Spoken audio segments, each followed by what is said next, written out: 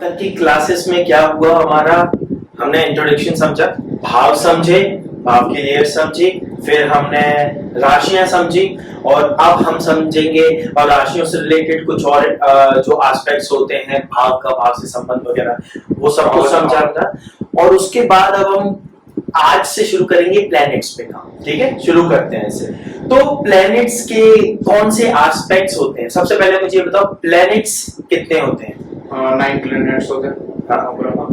राहु केतु उसी में ही आते हैं। एग्जैक्टली, राहु केतु भी उसी में ही आते हैं। ग्रह में। तो 9 प्लैनेट्स होते हैं। सबसे पहला प्लैनेट हुआ सन। सन की क्या कैरेक्टरिस्टिक्स है? आइडेंटिटी, इंडिविजुअलिटी, और सन रिप्रेजेंट करता है फादर को। ठीक है, इस तरह से समझाएंगे, एक एक रिलेशन से भी समझाएंगे।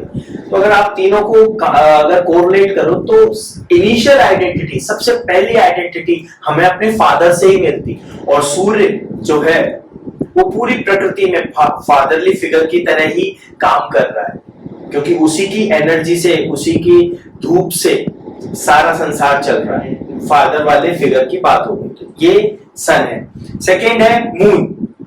मून बात करते हैं मून की कैरेक्टरिस्टिक्स की, तो इंस्टिंक्ट्स, आपकी इंस्टिंक्ट कैसी है? इंस्टिंक्ट कहां से आती है? इंस्टिंक्ट आती है मन से।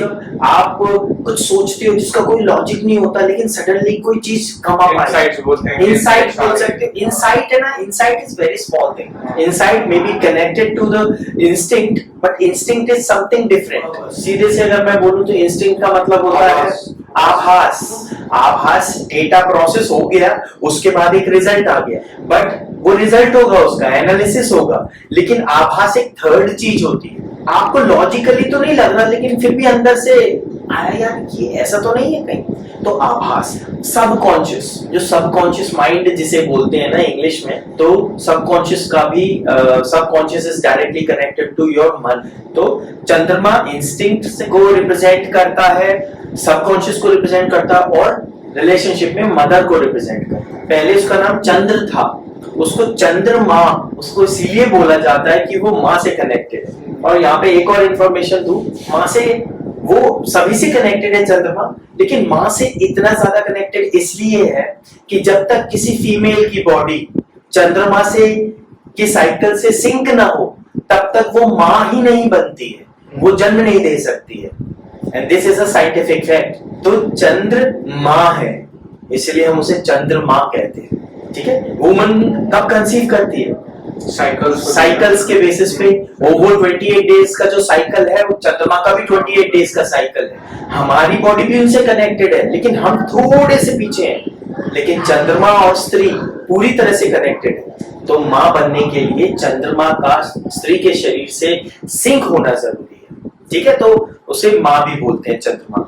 Mercury, mentality, communication, siblings, travel.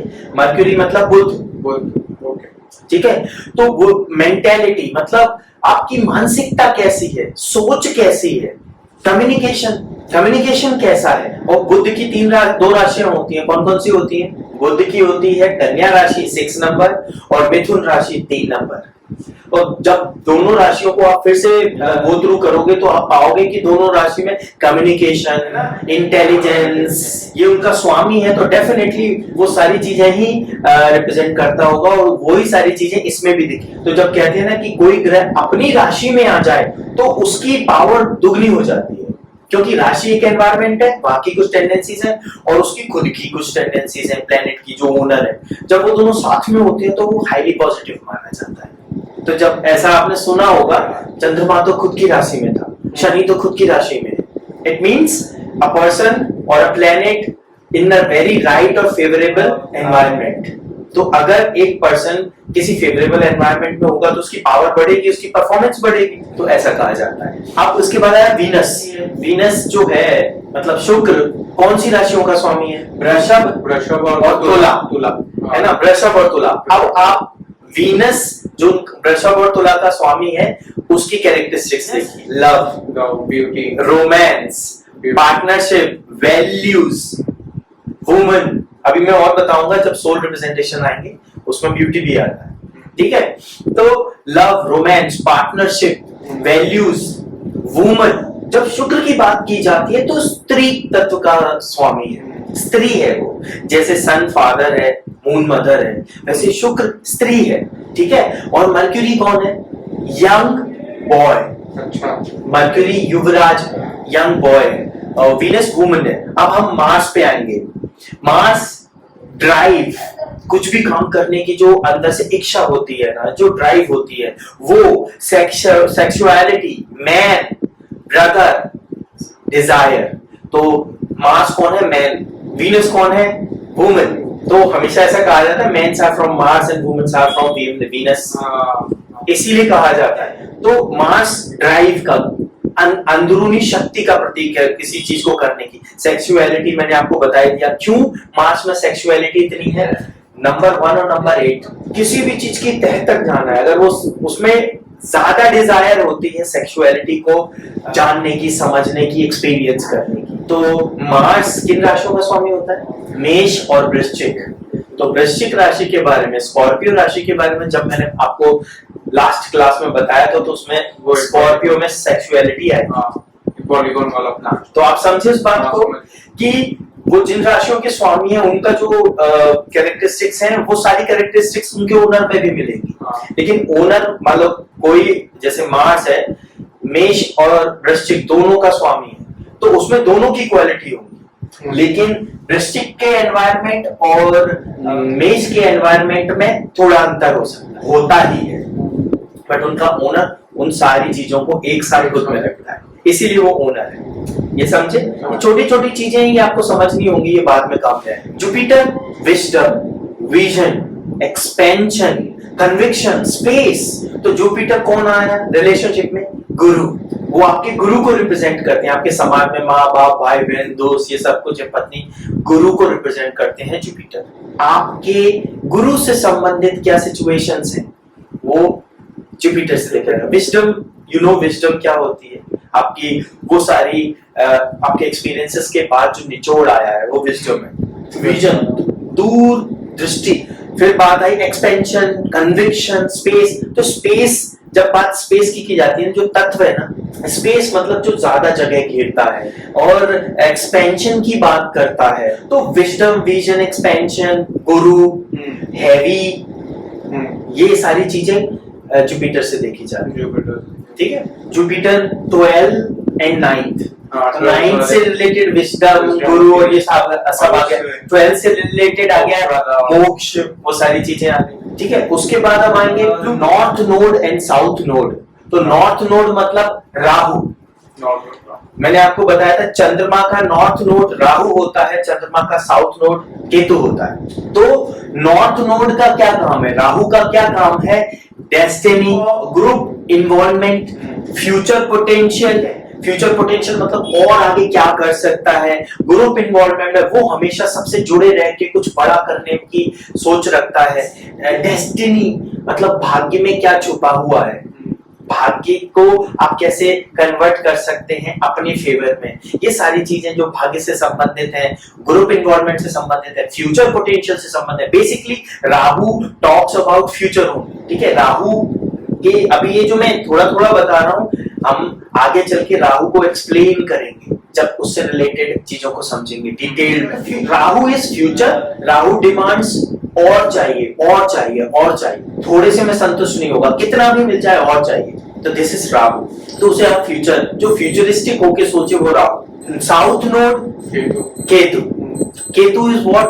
Past Karma, deep experience, lesson learn. Ketu कहा जाता है कि जो सबसे पहला प्लेनेट आया वो केतु था, क्योंकि उसका तत्व जल है। तो सबसे पहले जो थ्योरी है ना, इवोल्यूशन की थ्योरी, उसमें सबसे पहला प्राणी कहाँ बना था? जल में। तो वो उस तरह से शुरू करते हैं। तो केतु पूर्वज है, सबसे पुरातन है, सबसे पुराना है। तो केतु को हम पूर्वज कहते हैं। अभी गुरु भी हो गया, भाई भी हो गया, सब कुछ हो गया। केतु हो गए हमारे पूर्वज। ठीक है, हमारे एंसेस्टर्स। हमारा पास्ट कर्म क्या है, इतनी सारी लाइफ टाइम्स का, उसको डिनोट करता है। किसी भी सब्जेक्ट के डीप एक्सपीरियंस को डिनोट करता है। हमने क्या लेसन सीखा अपनी लाइफ से, वो बताता है। और केतु आध्यात्म का कारक है। केतु दुनिया से काटने की कोशिश करता है। राहु दुनिया से जोड़ने की कोशिश करता है, राहु फ्यूचर देखता है और केतु पास्ट देखता है। बोला इतना सब कुछ तुमने ये सब जो फ्यूचर फ्यूचर कर रहे हो, बहुत बार ये चक्र घूम चुका। What did you learn out of it? Did you learn from where you came and where you want to go? What are you? तो ये क्वेश्चन जो होता है ना, who am I?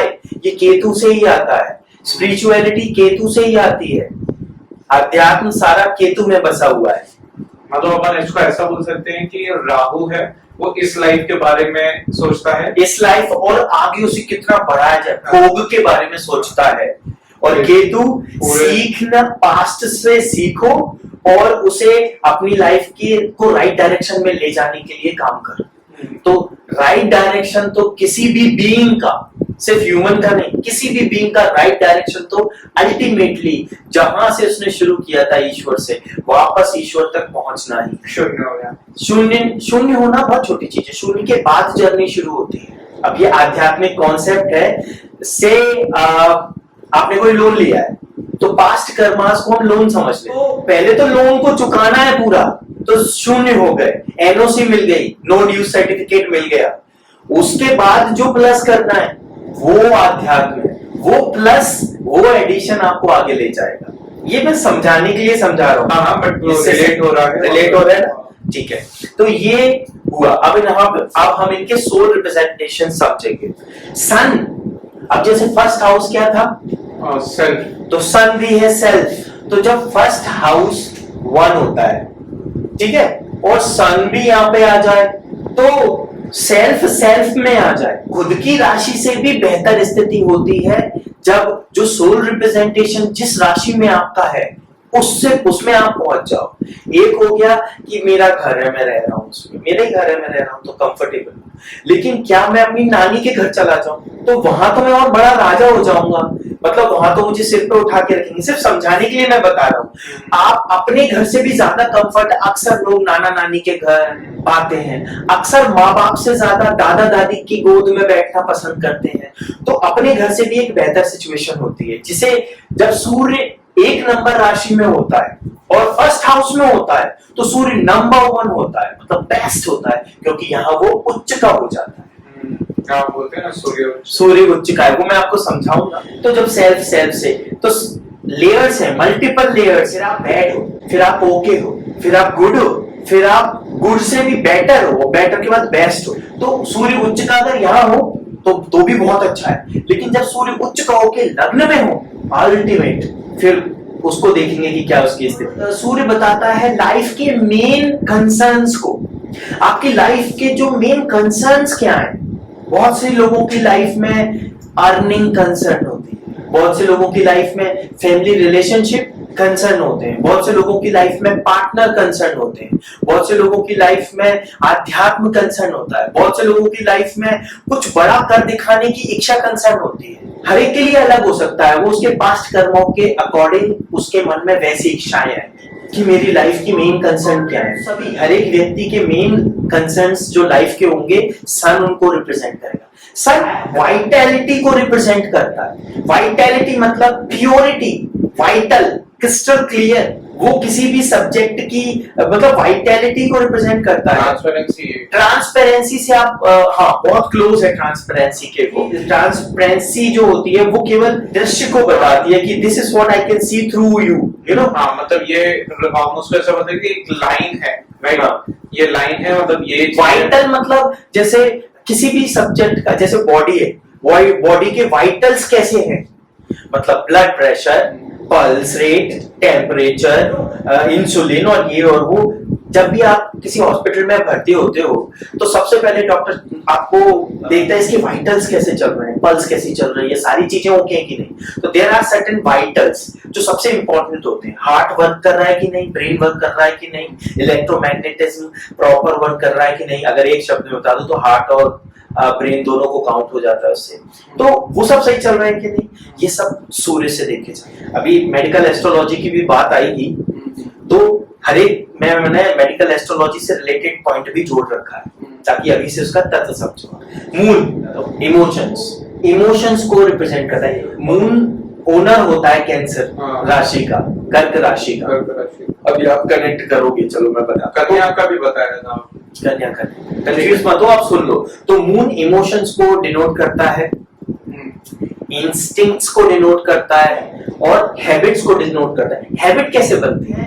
आपकी इंस्टिंक्ट्स ट्रिगर करती हैं आपके इमोशंस को और आपके इमोशंस ट्रिगर करते हैं आपकी हैबिट्स को। इंस्टिंक्ट क्या होती है कि मैं नॉर्मल काम कर रहा हूँ, फिर भी कुछ काम सडनली कुछ घूमने चलते हैं, तो हो सकता है आपकी इंस्टिंक्ट ट्रैवल वाली है ना, घूमना फिरना, म्यूजिक करना, ये सब आपको पसंद हो, तो वो आपकी इंस्टिंक्ट है। अब वहां से आपके इमोशंस ट्रिगर होंगे, फिर आप नहीं यार मुझे तो घूमने जाना ही है, मुझे तो गोवा जाना ही है, मुझे तो केरला जाना ही है, या मुझे तो मलेशिया जाना ही है, व्हाटएवर। तो आपकी इंस्टिंक्ट ने आपके कोई इमोशंस को ट्रिगर किया, और जब वो एक पैटर्न बन जाता है अपनी इंस्टिंक्ट के द्वारा ट्रिगर किए गए इमोशंस से जो आप एक्ट करते हो वो आपकी हैबिट्स हो जाती है। तो वो सब कुछ मून मन का कारक होता है, मून मदर का कारक होता है, जो मैंने अभी आपको बताया। समझे? आपने ये कनेक्ट किया, इंस्टिंक्ट, इमोशन एंड हैबिट। ये सबसे ज्यादा काम में आने वाला है जब हम मेडिकल एस्ट्रोलॉजी पढ़ेंगे, क्योंकि किसी भी बीमारी का कारण क्या है उसकी शुरुआत यहीं से होगी। बस इस इंफॉर्मेशन को रख लो।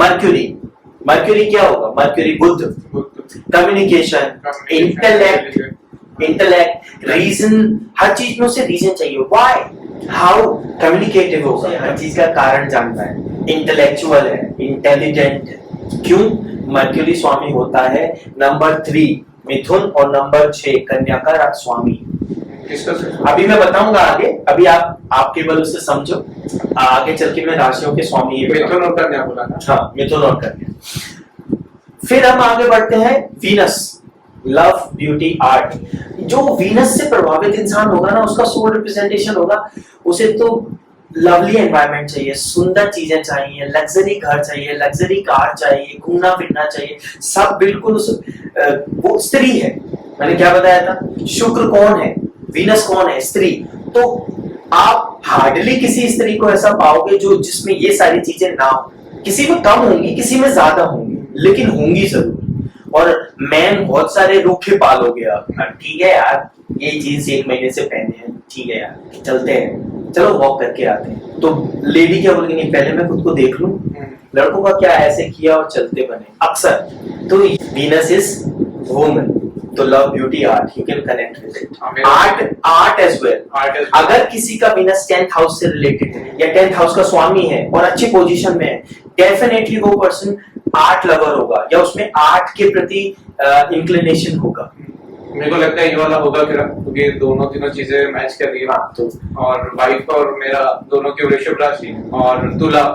हाँ, अभी इतनी जल्दी जजमेंटल मत हो, सुन लो, हम इस पे कनेक्ट करेंगे। देयर आर मल्टीपल एस्पेक्ट्स, तब आप फलित करना सीखेंगे। अभी बस सुन लो अच्छे से और याद करना। आप जब उसे बार बार पढ़ोगे, बार बार जो ये वीडियो चल रहा है सुनोगे, तो आपको वो चीजें आपके सिस्टम में आ जाएंगी, EXE बन जाएंगी। अभी वो रैम में है, सॉरी रैंडम एक्सेस मेमोरी में है, तो उसे आप हार्ड डिस्क में डालना शुरू करो। हार्ड डिस्क में कब जाएगा? करत करत अभ्यास के जड़मति होत सुजान, रसरी आवत जात घाट पे पड़त निशान। ये कहा था हमारे पूर्वजों ने कि रस्सी और पत्थर में मजबूत क्या है? पत्थर।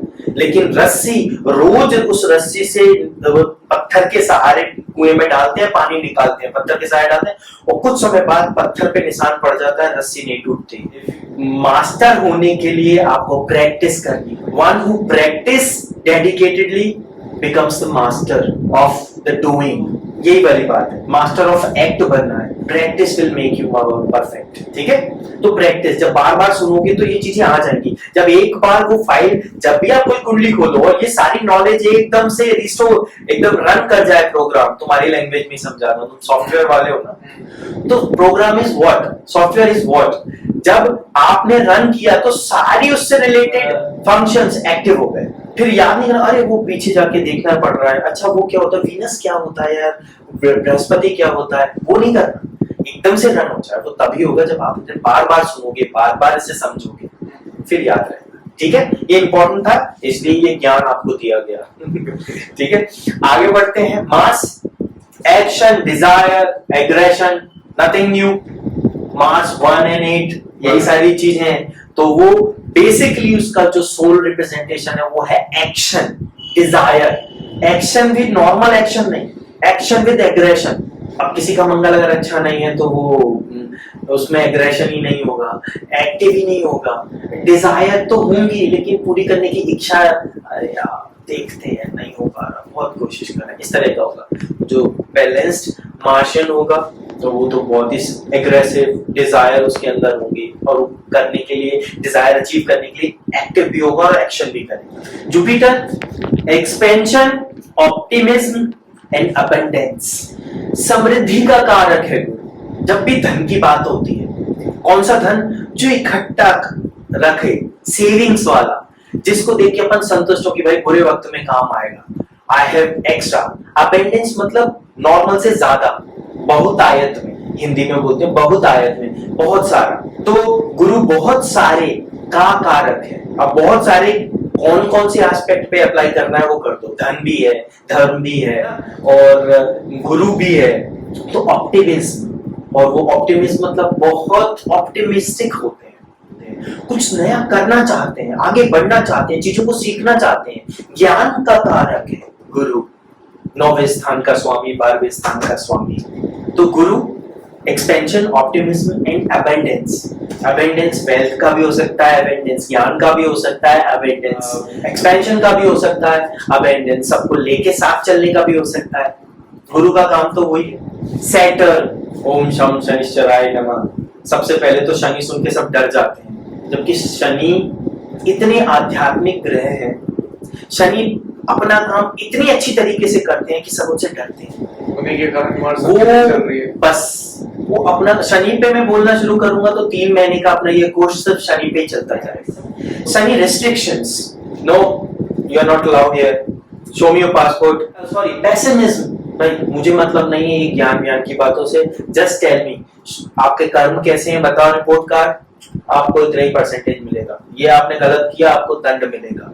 दंडाधिकारी है, कर्म फलदाता है, एक तरीके से प्रिंसिपल उनको काम दे रखा है भाई, do not be emotional, don't be biased. आप देखो क्या किया है उसके अनुसार उसे फल दो, अच्छा और बुरा दोनों। वो कर्म फल दाता है ना। अगर आपने अच्छा किया है तो आपको अच्छा मिलेगा। शनि से जो पॉजिटिवली प्रभावित लोग हैं ना, उनके पास इतनी धन दौलत और इतना सम्मान आता है कि वो उसका सदुपयोग करते हैं, यूज भी करते हैं, एंजॉय करते हैं अपनी लाइफ, फिर उसका सदुपयोग करते हैं, अंत में आध्यात्म को प्राप्त होते हैं। तो शनि से प्राप्त धन अगर पॉजिटिव स्थिति में और सम्मान और बल स्थिति में है तो वो आपको आपके जीवन के अल्टीमेट उद्देश्य की तरफ ही ले जाएगा। शनि से रिलेटेड जितने अमीर लोग हैं पॉजिटिवली, वो धन में बहुत ज्यादा लगाव नहीं रखते, कमाते हैं, सबका कल्याण सोचते हैं, खुद भी एंजॉय करते हैं, बट ऐसा नहीं होता वो मेरा पैसा, वो मेरा पैसा। तो शनि वो है, ठीक है। स्ट्रक्चर, अभी मैं बॉडी की बात करूं या किसी भी स्ट्रक्चर की बात करूं फॉर दैट मैटर, किसी बिल्डिंग का स्ट्रक्चर बनता है बिना शनि के चल जाएगा? बिना लोहे के नहीं चल सकता। कितनी भी बड़ी बिल्डिंग हो बिना लोहे के नहीं चल सकती, कितनी भी कॉम्प्लेक्स बिल्डिंग हो नहीं चल सकती। हमारा बोन का स्ट्रक्चर मंगल रिप्रेजेंट करता है और हमारा nervous system Saturn Shani represent करता है। बोन कितनी भी स्ट्रांग हो, नर्वस सिस्टम नहीं हुआ तो ऐसे आड़े तिरछे हो जाएंगे, हम चम्मच से खाना भी नहीं खा पाएंगे। आपने बहुत सारे लोगों को देखा होगा ना जिनको नर्वस सिस्टम की सिचुएशंस रहती, बोन कितनी भी मजबूत हो और बोन कितनी भी कमजोर हो, नर्वस सिस्टम सही होगा तो आप थोड़ा सही से भी चल के भी अच्छा जीवन जी सकते हैं। परफेक्ट जीवन के लिए तो बैलेंस ही जरूरी है, balance is the key. Okay, आगे बढ़ते हैं। North node, Rahu. राहु का एक वर्ड है your potential, what you can achieve, one word. वो हमेशा आपको बोलेगा तुम ये भी कर सकते हो, तुम ये भी कर सकते हो, और बढ़ो और बढ़ो और करो। लेकिन अगर वो नेगेटिव सिचुएशन में तो वो फिर और गलत डायरेक्शन में भी ले जा सकता है। किल मोर, डिस्ट्रक्ट मोर, हेलुसिनेट मोर, ड्रग मोर। और पॉजिटिव है तो राहु आपको दुनियादारी के सारे सुख देख के आपकी कुंडलिनी जागरण में भी आपकी मदद कर सकता है, तो राहु वो भी है। आगे बढ़ते हैं। केतु।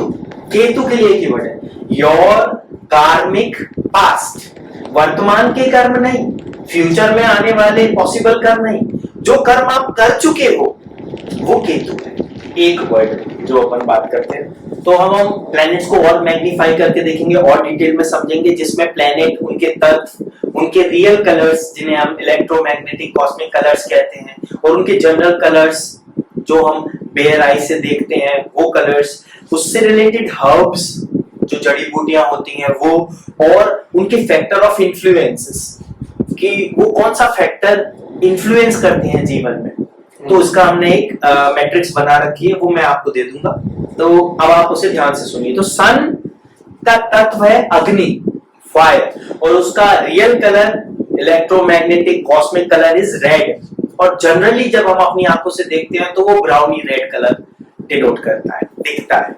और इससे रिलेटेड वो सारी हर्ब्स जिसमें मिल्क जैसा लिक्विड आता है, जैसे आंकड़े के बारे में आपने सुना होगा, आंकड़ा जानते हो? वो जो शिव जी पे चढ़ता है, जब तोड़ते हो तो दूध निकलता है। ऐसे बहुत सारे पेड़ होते हैं जिनमें से दूध निकलता है, वो सारे सन को डिनोट करते हैं। जैसे वो येलो कलर का फूल आता है ना कनेर का, उसको तोड़ते हो उसमें से भी दूध निकलता है। ऐसे बहुत सारी प्रजाति होती है, वो सब कुछ सन को डिनोट करते हैं, ठीक है। Factor of influence is power, energy, enthusiasm, मतलब इन सब के लिए एक वर्ड है वाइगोर, VIGOR, ये सब कुछ उसमें आ जाता है, जिसमें एंथुसियाज्म हो, उत्साह हो, शक्ति हो, बहुत कुछ काम करने की जो फंडामेंटल एनर्जी हो वो पावर। तो जब बात शक्ति की होती है तो बोलते हैं बॉस ये सूर्य की बात कर रहा है, फंडामेंटल एनर्जीज की बात कर रहा है, तो वो सूर्य से कनेक्ट। मून जल तत्व, वाटर, और मून का इलेक्ट्रोमैग्नेटिक कॉस्मिक कलर है ऑरेंज, यस, इलेक्ट्रोमैग्नेटिक आप लेंस से देखोगे तो आपको वो लगेगा। और जनरल कलर है व्हाइट, तो जनरली हम उसे व्हाइट से डिनोट करते हैं। और इसमें बहुत सारे ऐसे प्लांट्स के नाम लिखे हुए हैं जिनको मैं प्रोनाउंस भी नहीं कर सकता क्योंकि उनका बॉटनिकल नेम है, मैंने वहां से सर्च किया था, तो आप उस बॉटनिकल नेम को गूगल पे सर्च कर लेना, इतनी मेहनत आप कर लेना, ठीक है। सिंपैथेटिक किस एस्पेक्ट को इन्फ्लुएंस करता है, factor of influence sympathetic. Mars अग्नि, real colour yellow, can you believe कि मार्स और येलो? रेड सुनकर, हाँ, red is its general colour, तो हमने जो सुना है वो जनरल है, लेकिन जब आप इलेक्ट्रोमैग्नेटिक कॉस्मिक कलर की बात करते हो, वो मैं बार बार इस कलर की बात इसलिए कर रहा हूं कि जब उपाय की बात आती है ना तो ये वाली चीज सबसे इंपॉर्टेंट हो जाती है। जनरल जो कलर से डिनोट होता है उससे भी फर्क पड़ता है, but say in general yellow is considered Guru and Mars is considered red. तो जब रेड और येलो को आप मिलाओगे तो कौन सा कलर आएगा? बेसिकली मैं ये कहना चाहता हूँ, रेड और येलो को मिलाओगे तो जो रेड की रेडनेस है वो डाइल्यूट होगी और येलो उसको बहुत परफेक्टली बैलेंस कर देगा, इसीलिए येलो और रेड को रिलेटेड होते हैं। मतलब अभी आप उपाय के समय समझोगे, ठीक है, आगे बढ़ते हैं इसमें। और खदूरा करके कोई प्लांट होता है, खदूरा, वो प्लांट मार्स का होता है और मार्स आपके गुस्से को रिप्रेजेंट करता है। जिस फैक्टर को आपके जीवन का जो फैक्टर है ना, फैक्टर ऑफ इन्फ्लुएंस, तो मार्स और गुस्सा दोनों आपस में, आप कितने गुस्से वाले हो वो आपके मार्स की सिचुएशन पे डिपेंड है, ठीक है। मर्क्यूरी अर्थ, तत्व है अर्थ, ग्रीन उसका इलेक्ट्रोमैग्नेटिक कॉस्मिक कलर है जो कि मर्क्यूरी का हम जनरली भी जो तुम पहने हुए हो पन्ना, और जनरल कलर भी उसका वही है, तो उसमें कोई चेंज नहीं है। और अपमार्गा करके कोई हर्ब होता है ना। डिजायर वो फैक्टर होता है जो मर्क्यूरी रिलेट करता है या इन्फ्लुएंस करता है। अब मैं इसको थोड़ा छोटा सा एग्जांपल देता हूँ। ये डिजायर का घर है, याद है, मर्क्यूरी भी डिजायर का है। अगर यहाँ पे अच्छी स्थिति में मर्क्यूरी बैठा हुआ है तो आपकी डिजायर आप इमेजिन बहुत अच्छा कर पाओगे, और पूरी डिजायर कब होगी? यहाँ पे बैठे हुए प्लैनेट्स या उसके स्वामी की स्थिति को देखते हो। मर्क्यूरी बुध, बार बार मैं तुम्हें बुध और मर्क्यूरी अलग अलग इसलिए बोल रहा हूँ ताकि बार बार सुन के आप वहां तक पहुंचोगे, आप बुध बोलो या मर्क्यूरी, आप समझोगे एक ही को। फिर जुपिटर, जुपिटर इज आकाश, आकाश तत्व को डिनोट करता है, ईथर, ठीक है। Blue is Jupiter's electromagnetic cosmic colour, Jupiter को ये, और जनरल कलर येलो, बट उसका ब्लू को देखा जाता है। ब्लू को क्यों देखा जाता है? क्योंकि ये माना जाता है सीक्वेंस में राहु के बाद गुरु आता है, तो जब महादशा होती है ना, महादशा भी ऐसी होती है, राहु की महादशा के बाद गुरु की महादशा, राहु इज ब्लू, ब्लू के बाद येलो आता है, गुरु आता है। तो जनरली जहां से आप आए हो वो आपके पूर्वज हो गए, तो पूर्वजों का पार्ट आपके अंदर होगा ही, तो गुरु बेसिकली ब्लू है, और ये बहुत ही डीप की पीएचडी लेवल की बात कर दी मैंने, ये आगे चल के आपको समझ में आएगी, आप बस सुन लो और इसका स्क्रीनशॉट ले लेना, तुम्हें समझ में आ जाए। फिर येलो, उसके बाद पीपल। पीपल गुरु का वृक्ष है, हर्ब है, पीपल तो जानते ही हो। तो पीपल, तो जब गुरु के कोई अपन को उपाय करने हो तो पीपल की जड़ को धारण कर सकते हैं, हल्दी को धारण कर सकते हैं, टर्मरिक, लेकिन टर्मरिक से भी बेहतर ऑप्शन है पीपल, क्योंकि पीपल में ब्लूनेस भी होती है, ग्रीननेस भी होती है, येलोनेस भी होती है। ठीक है, आगे बढ़ते हैं। और पीपल को विष्णु भगवान माना गया है। भगवत गीता में नारायण श्री कृष्ण स्वयं कहते हैं कि मैं वृक्षों में सबसे उत्तम पीपल का वृक्ष हूं। उन्होंने गीता का उपदेश देते वक्त ये कहा था कि जब वृक्षों में सर्वोत्तम किसे माना जाएगा, पीपल को, तो वो मैं हूं। और जब कृष्ण स्वयं बोल रहे हैं ऐसा, वो सब सर्वोत्तम हो गए, उन्हें गुरु मान लिया गया, तो गुरु के लिए वो पीपल का, ये हमारे पुराणों के अनुसार। Never use word mythology, I suggest you never use this word mythology. Mythology means मनगढ़ंत कहानियां, मिथ्या से माइथोलॉजी बना है। ये ब्रिटिशर्स आए, मिथ्या को हमसे पिक किया, माइथोलॉजी बनाया, फिर माइथोलॉजी के साथ मीनिंग जोड़ दिया, झूठ। और फिर उन्होंने इंडियन मैथोलॉजी, इंडियन झूठ। हम तो माइथोलॉजी मत कहिए, पुराण, हमारा कल्चर, हमारा पुराण ग्रंथों के हिसाब से इस शब्द का यूज करना। ठीक है, ठीक है। और pleasing gratification, Jupiter pleasing, life में जो खुशी होती है ना, जो ठहराव होता है, उसको रिप्रेजेंट करता है। कहते हैं ना, अब तो इसकी गुरु की महादशा शुरू हो गई, अब इसके जीवन में कुछ परिवर्तन शुरू होगा, कुछ ठहराव आएगा, अब भागना बंद करेगा, अब शांति से बैठ के चलेगा, मतलब ठहरेगा, जिंदगी का आनंद लेगा। वीनस जल तत्व, ठीक है, वीनस शुक्र जल तत्व, और शुक्र का इलेक्ट्रोमैग्नेटिक कॉस्मिक कलर है डीप ब्लू, जिसे नेवी ब्लू बोल सकते हो, है ना, लेकिन general of white. Of white मतलब हाँ, क्रीमी, एग्जैक्टली क्रीमी, ये ऑफ व्हाइट हो गया, ये है शुक्र का कलर। शुक्र जो जिस एस्पेक्ट को इन्फ्लुएंस करता है वो है पैशन। आपकी लाइफ में पैशन की स्थिति क्या है, वो शुक्र की स्थिति पे डिपेंड। पैशन क्या होता है, इंसान जिस चीज को पसंद करता है उस चीज को बहुत और अच्छे से करना चाहता है। तो जब कहते हैं ना कि भाई जीवन में सुख चाहिए, वो चीजें करनी है, यू आर पैशनेट अबाउट, तो भाई शुक्र की स्थिति देखो, शुक्र कैसा है। कहते हैं ना शादी करना है, अरे लेकिन इस समय तो शुक्र अस्त है, अभी शादी नहीं कर सकते, ये जनरल एस्पेक्ट है, लोग बोलते हैं। तो जब अगर शुक्र अस्त स्थिति में, आपकी कुंडली में उदय हो, उच्च हो, चलेगा, लेकिन अगर इस समय गोचर में वो अस्त है, तो आप ऐसा कोई काम मत करो जो पैशन से रिलेटेड है। शादी तो कितनी बड़ी चीज है जीवन में, ज्यादातर लोगों के, कम से कम भारत में एक बार ही होती है, तो कितना बड़ा एस्पेक्ट है। तो वो कहते हैं जब शुक्र उदय हो जाए उसके बाद शादी की आगे की बात, तो शुक्र इतने इंपॉर्टेंट। फिर आया सैटर्न, शनि। शनि है वायु, एयर तत्व, और इनका इलेक्ट्रोमैग्नेटिक कॉस्मिक कलर है वॉयलेट, जो आज आप पहने है वॉयलेट, और जनरल कलर है ब्लैक एंड ब्लू। जब ब्लैक और ब्लू को मिलाओगे तो वॉयलेट ही बनेगा। सर शुक्र का तत्व क्या? शुक्र का जल तत्व। जब आप फलित करोगे तो आपको ग्रह की सिचुएशन में उसका तत्व भी देखना हो कि वो किसके साथ बैठा है, उन दोनों, उसका तत्व क्या है, इसका तत्व क्या है। ठीक है, आगे बढ़ते हैं। तो सैटर्न में ब्लैक एंड ब्लू जनरल हो गया, और रियल कलर वॉयलेट हो गया। शमी, शमी का नाम सुना? शमी का तत्व, शमी का पौधा नाम सुना, मेरे घर में भी लगा हुआ है, वो शनि का पौधा है। अगर आप शमी के वृक्ष को, शमी के पौधे की सेवा करते हो, उसे अच्छे से रखते हो, और उसकी पत्ती तोड़ के या उसका फूल तोड़ के शिव जी पे चढ़ाते हो, तो शनि से संबंधित सारी समस्याएं कम होने लगती हैं तेजी से। तो शनि का वो हर्ब है। अगर आप नीलम आपको पहनना है लेकिन आपके पास नीलम खरीदने के पैसे नहीं, आप शमी की जड़ धारण कर सकते हैं सही प्रोसेस से। तो आप देखो सब चीजें कितनी कोरिलेटेड है। और शनि आता है, उसका जो फैक्टर है वो डिवोशन, भक्ति।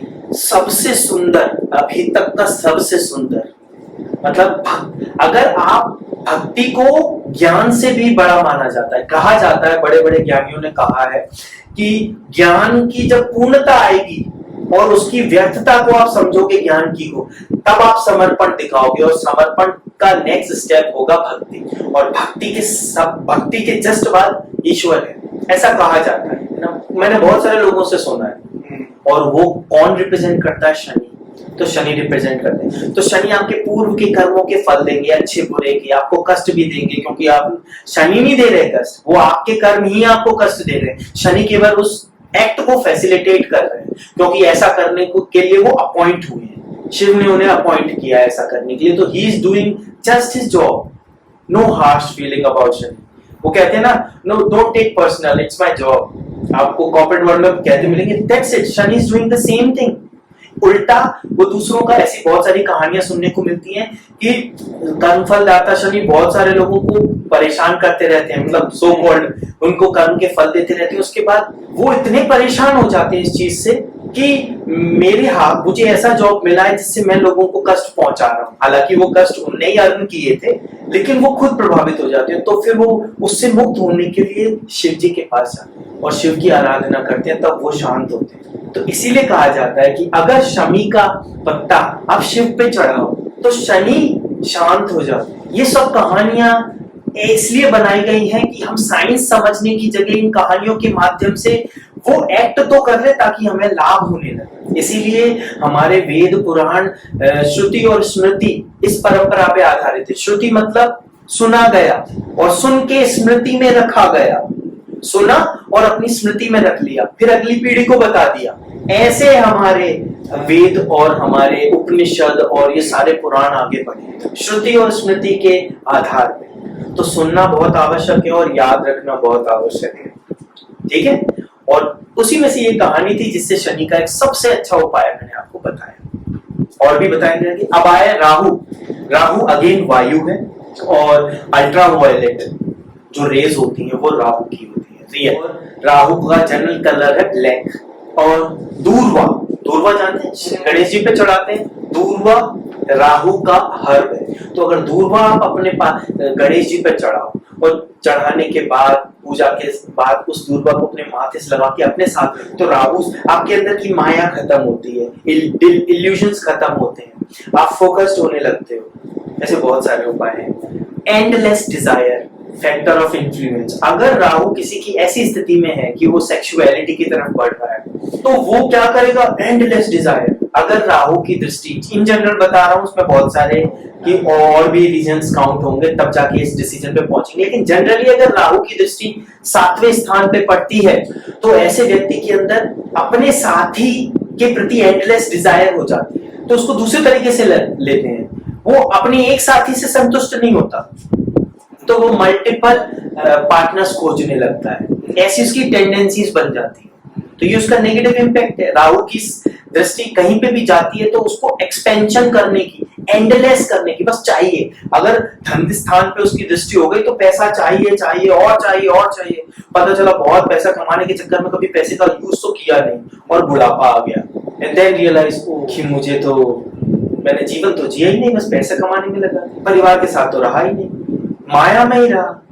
Rahu is Maya, and Rahu create Maya by putting endless desire in active mode inside you में भी वो हमारी endless desire को active mode में डाल देता है।